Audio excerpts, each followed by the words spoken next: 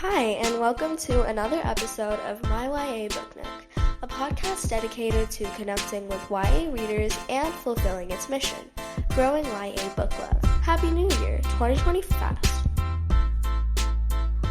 There are so many things to look forward to in 2025, and I think a really big part are new YA book releases. So many authors are back with sequels, new standalones, and fun new genres they haven't tried out before. YA authors are really making an entrance this year, and I'm excited to share some of the most anticipated YA books of 2025. I'll be classifying these books by genre, and we'll do a few from each. This episode will be a little different because I haven't read the books yet, so I will share the summary and then add a few more details about the book. So let's get right into it. The first genre I want to focus on is fantasy and thriller because a lot of books in 2025 are coming from this genre. So a really important one is Sunrise on the Reaping by Suzanne Collins, which comes out March 18th, 2025.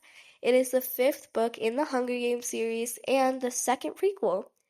I actually have not read the Hunger Games yet, which I know is really shameful, but I will definitely get on it in 2025.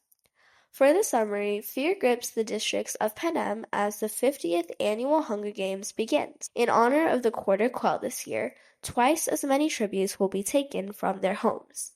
In District 12, Hamish Abernathy tries not to think too much about his chances. All he wants to do is make it through the day and be with the girl he loves.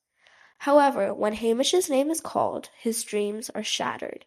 He's taken to the capital with 3 other District 12 members, a friend who's like a sister to him, an odds maker, and the snobbiest girl in town. Hamish soon realizes that he's been set up to fail as the games begin, but something in him wants to fight, not just in the deadly arena, but far past it. So what makes this book highly anticipated? As I said, it is the second prequel of a really popular book series, which is really unique. This book is also told in Hamish's point of view, and he is an important figure in the Hunger Games because he trained Katniss Everdeen. It's also set in the second Quarter Quell, which is one of the most dangerous Hunger Games, so this book promises a lot of action. If you love the Hunger Games, watch out for this book in March. You'll love it. For a psychological thriller, we have Watch Me by Tahereh Mafi, which comes out on April 15th, 2025. It's not a continuation of the Shatter Me series, but it actually kicks off a new one called the Shatter Me series The New Republic. For the summary, James Anderson has managed to do what his famous older brother, Aaron Anderson, could not: infiltrate Ark Island, which was the final refuge of the Reestablishment, which is the government that ruled the dystopian world that this book is set in. No one has breached the stronghold in the past decade, and though James is in a prison cell, he believes a win is a win. It's been 10 years since the fall of the Reestablishment, when the notorious duo Juliette Ferrars and Aaron Warner Anderson led a rebellion and established the New Republic of the West. After this decade in quiet, the Reestablishment has a plan to make a deadly move, complete with the perfect person for the job: Rosabelle Wolfe. As a trained assassin, she never hesitates when given an order to kill. This book is full of action and torturous enemies to lovers romance. It's an explosive journey through a breathtaking world that needs an answer to a desperate question: who are we when no one is watching? This book is highly anticipated for many reasons. Firstly, it's a double POV with James and Rosabelle.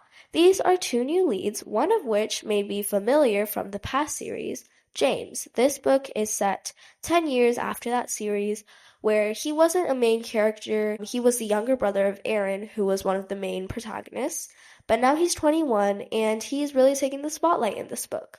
It's mentioned to include enemies to lovers, but also Grumpy Sunshine, which is one of my favorites. It kicks off a new series, which includes Easter eggs from the original Shatter Me series, so you won't lose many characters, but you'll be exposed to new ones, which is very exciting as a reader. If you love the Shatter Me series or just want to start reading, be sure to watch out for this book in April. Now let's move on to a different genre, romance. One book I've really had my eye on is You Started It by Jackie Kalalier, coming out May 20th, 2025. It's described as better than the movies meets Olivia Rodrigo Sour. That duo, give it to me. That sounds so good. And the cover really spoke to me too. It reminds me of the cover of a sports romance book. I'm not sure why, but I really judge books by their cover. If it looks good, I'll read it. Anyway, getting into the summary, Jamie Tahereh Foster has big plans for senior year. She's made a bucket list in Toronto she wants to get done with her boyfriend of 3 years before graduating. The biggest event, a special night for both of them at the upcoming winter formal. But Ben arrives home after a summer away with shocking news. He wants to break up. When Jamie discovers he moved on quickly with Olivia Chen, she's determined to get him back. Sound like a sour song to you? Even if that means fake dating TikTok dancer Alex Tahini. They met in a totally sane way where she ran his bicycle over. Jamie and Alex are so different except for their shared Arab heritage. She's messy with anxiety and he's carefree, but their time together leads them to better understand each other. And it may teach Jamie that not all people and experiences are meant to be crossed off a list. This is a really bubbly, cute romance. If you liked To All the Boys I've Loved Before, which I loved, it is a really sweet read. This sounds like exactly what I would love reading, and I'm definitely adding it to my TBR for 2025.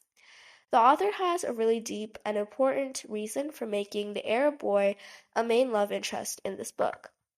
In Western media, Arab boys are portrayed in false and stereotypical ways often. This is a way she wanted to revolutionize it. Finishing off with one of my personally anticipated books, I Am Not Jessica Chen by Anne Liang. This one is a mix of genres, contemporary, romance, fiction. Anne Liang is one of my favorite authors, and she has 2 books coming out in 2025. This one, I Am Not Jessica Chen, comes out January 28th, 2025. So for the summary, after 17-year-old Jenna Chen got rejected to every single Ivy League she applied to and not meeting her parents' expectations, she wishes to be her smarter, more successful, Harvard-bound cousin, Jessica Chen. And her wish literally comes true. Now Jenna is trapped in Jessica's body, with access to all her secrets. Jenna discovers being the top student at Havenwood Private Academy isn't exactly what she thought. But even worse, everyone, including her family, starts to forget about Jenna Chen, or that she even existed. Jenna must choose if being the perfect daughter and student is worth losing herself forever. Many ARC readers said that they could compare their own lives to this book and relate, because being a burnout student, meeting expectations, and feeling left behind as everyone else achieves great things. I'm super excited to read this one.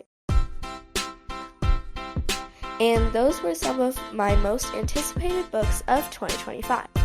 From some of the greatest names and series in the YA book world to entertaining and relatable reads, 2025 will be an amazing year for YA books. If you had a New Year's resolution to read more, you'll have no problem with that this year. If you like this podcast, subscribe to my YouTube channel and follow me on Spotify. Tell others about this podcast so we can grow book love together. Thanks for being here today, and I'll see you in 2 weeks.